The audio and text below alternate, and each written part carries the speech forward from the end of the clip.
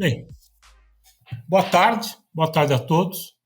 Um prazer estar aqui com vocês. Muito obrigado pelo convite para participar nesse evento. É muito bom ver o Sérgio de novo, ainda que virtualmente, não pude estar pessoalmente aí. E a introdução dele foi ótima para nós começarmos a falar sobre a mobilidade sustentável e os potenciais brasileiros, né?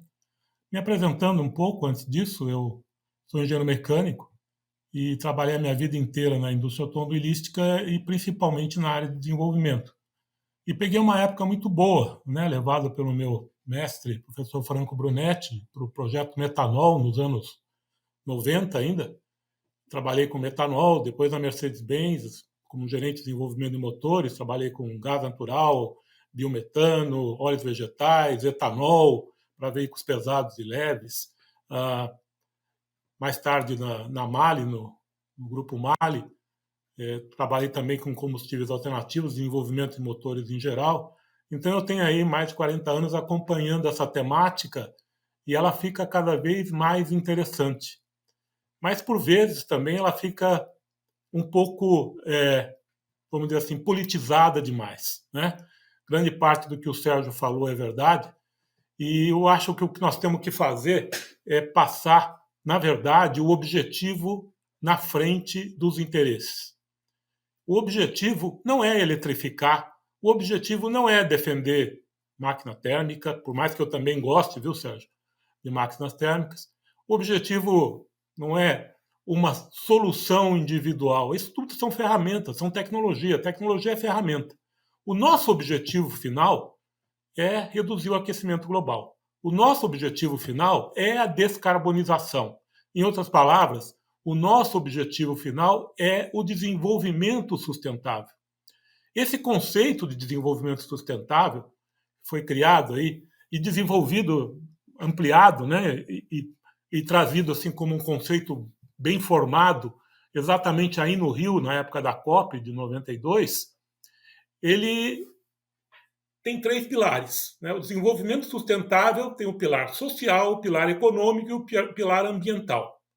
Quando a gente só fala de um desses pilares, é um banco de três pernas, que nunca vai parar de pé se as três pernas não estiverem bem apoiadas.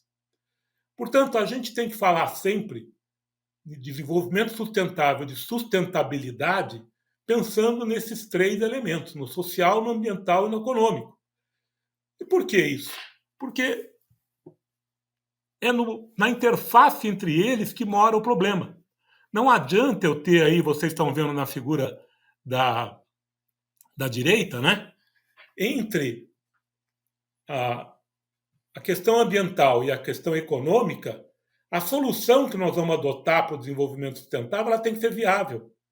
Porque se sobrar para alguém pagar a conta, é lógico que ela vai custar dinheiro. Vamos deixar bem claro. Não se faz descarbonização de graça, né? Vai custar. E vai custar para todo mundo. Eu acho muito engraçado, ultimamente, quando a gente vê no jornal que o Brasil está querendo dar subsídios de novo para uma solução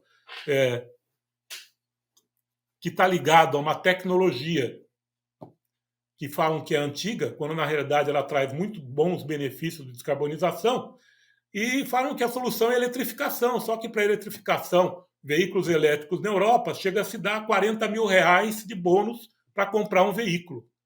É viável para nós, por exemplo? Então, é necessário que seja viável. Ela tem que ser acessível, né? Eu não posso ter uma solução que vai estar limitada a uma parcela muito pequena do mercado, porque ela simplesmente não acontece na prática.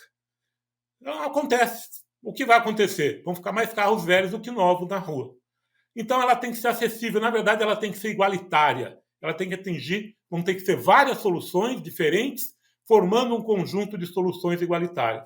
E finalmente ela tem que promover o desenvolvimento social. Ela tem que promover a possibilidade de haver uma evolução do padrão de vida das pessoas, com a criação de empregos, a geração de riquezas, e tudo isso tem que ser levado em conta dentro desse estudo. E o Brasil tem uma vantagem, ele tem um potencial grande disso. Se você colocar o próximo slide, por favor. Ele tem um potencial grande, porque ele dispõe de várias soluções. E, de novo, nós estamos falando do objetivo, descarbonização. Qual é a melhor ferramenta? Todas. Todas. Eu tenho que usar tudo que eu tiver à disposição. Eu tenho que usar veículo elétrico, a gás, a hidrogênio, a etanol, a biometano, tudo. Mas para fazer isso, a primeira questão importante é poder comparar o benefício e as dificuldades de cada uma delas. E para fazer isso, eu tenho que usar uma ferramenta neutra. E a ferramenta neutra para fazer isso se chama avaliação do ciclo de vida, ACV. Porque só através dela não dá para esconder uma parte do problema debaixo do tapete. Não dá para olhar só no escapamento do veículo e falar assim, tá vendo? É emissão zero. E o resto? O que sai em outra etapa do sistema, do processo, onde é que vai se verificar? Então, a avaliação de ciclo de vida, ela faz essa análise de forma neutra, mostrando o que acontece. Nessa figura que vocês estão vendo aí, que é uma representação diferente da que normalmente a gente vê com uma linha horizontal, né? Onde o uso do veículo é uma etapa do processo do poço à roda, chamado, né? Ou o processo berço ao túmulo do veículo. Na verdade, essa figura ela é mais correta porque o que a gente vê é o seguinte, a parte horizontal é o ciclo de vida completo do energético que você está usando. E a parte vertical é o ciclo de vida completo do veículo que você está usando. Todos eles têm que ser analisados na sua cadeia como um todo. Porque se eu estiver falando só do uso do veículo, naquele carrinho ali onde se encontram o ciclo do energético e o ciclo do veículo, que é a mobilidade sustentável, né? Se for de baixo carbono, é muito pouco. Porque cada uma das soluções que eu disponho podem ter pesos diferentes em cada uma dessas posições.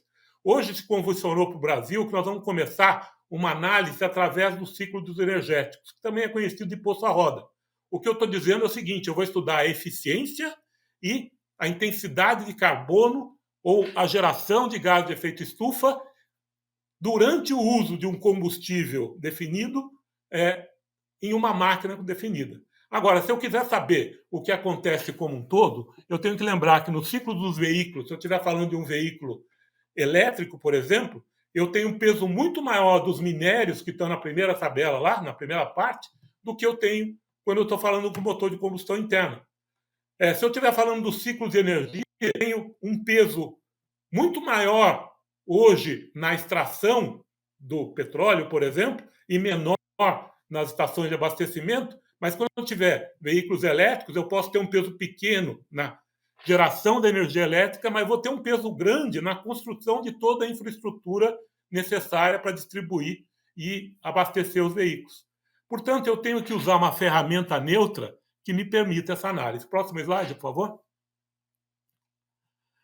Usando essas análises, trabalhando, portanto, do poço à roda, que já foi a definição tomada pelo Brasil para criar uma ferramenta que me permita analisar diferentes soluções, eu posso comparar máquinas e combustíveis diferentes. Então, só como exemplo, eu coloquei aí 3 situações: veículos utilizando motor de combustão, veículos utilizando um misto, né? Um veículo híbrido que tem a tração elétrica, porém a energia é gerada por um motor de combustão, e um veículo elétrico.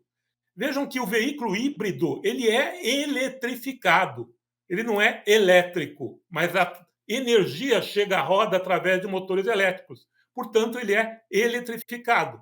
E dependendo do combustível que você usa, vejam, qualquer um deles pode ter emissões muito altas ou muito baixas, dependendo do energético utilizado ou dependendo do tipo de energia elétrica que nós estamos utilizando. Eu não estou aqui discutindo qual é melhor, qual é pior, porque, na verdade, nenhum deles hoje, sozinho, vai dar conta do recado. E nós estamos com pressa, com muita pressa. O que nós temos é que organizar a fila e discutir quem eu vou usar primeiro e de forma mais eficiente e como é que eu vou usar todas essas soluções na melhor combinação possível para a redução urgente das emissões de gases de efeito estufa, de uma forma que eu possa pagar e de uma forma em que eu gere riqueza no país, emprego, etc., para as pessoas terem dinheiro para comprar essa solução. Porque se não tiver dinheiro, se não tiver emprego, e se ele for caro, a solução não chega no mercado. E não adianta nada. Portanto, se eu não tiver os 3 pilares da sustentabilidade e as suas interfaces bem resolvidas, nós não vamos chegar a lugar nenhum. Próximo slide, por favor. Próximo e último slide. Olhando dessa perspectiva, o Brasil tem uma situação fantástica, porque não é uma questão de recriminar aqueles que tomaram uma decisão de um caminho único, até porque esse caminho único foi tomado por outros motivos, questões comerciais, geopolíticas, etc. Mas nós temos aqui várias soluções. Nós temos que ser competentes o suficiente para lidar com essa multiplicidade e pôr a fila para funcionar no tempo e na forma de melhor utilização, em cada aplicação diferente. Tá? É lógico que a bioeletrificação, que é um veículo híbrido, Flex, por exemplo, que já está no mercado e todas as montadoras estão anunciando que vão lançar esse ano, ele vai ser talvez a primeira parte, mas no futuro nós vamos ter outros combustíveis, vários deles, inclusive o e-fuel, o combustível sintético, sobre o qual o Sérgio falou, com outras máquinas, né? Com células de energia, células de combustível, com motores de combustão utilizando hidrogênio, com outros tipos de motor de combustão, que tem muita coisa ainda para acontecer. E é importantíssimo que eu faça um programa integrado dessas tecnologias para que eles sejam adaptados de forma a produzir os melhores resultados. Lembrando o seguinte, várias dessas soluções são específicas de países com o mesmo tipo de características do Brasil, por exemplo, quando se diz respeito à produção de biocombustíveis. Não podemos ficar esperando que alguém vá desenvolver essas soluções por nós. Nós vamos ter que desenvolver. E nós temos condições para isso. Nós temos engenharia, nós temos um mercado grande que, junto com o mercado de todos os países que têm condições semelhantes à nossa, o Sérgio citou a Índia como um dos parceiros mais importantes nesse sentido, e nós temos também a possibilidade de ter uma indústria que rapidamente vai transformar todo esse conhecimento em produto e vai atingir o mercado. Portanto, o que nós temos que fazer é ser competentes em alinhar as soluções que nós temos e transformá-las em soluções pragmáticas, práticas e rápidas. E pôr na fila. E quanto mais cedo a gente fizer isso, melhor. Outro dia me perguntaram qual vai ser a competência mais importante na transição energética no Brasil, e eu disse que a competência mais importante é confiar no nosso taco e fazer aquilo que nós temos condições de fazer com o nosso conhecimento e com a indústria que já temos instalada. Muito obrigado. Essa é a mensagem que eu queria levar para vocês.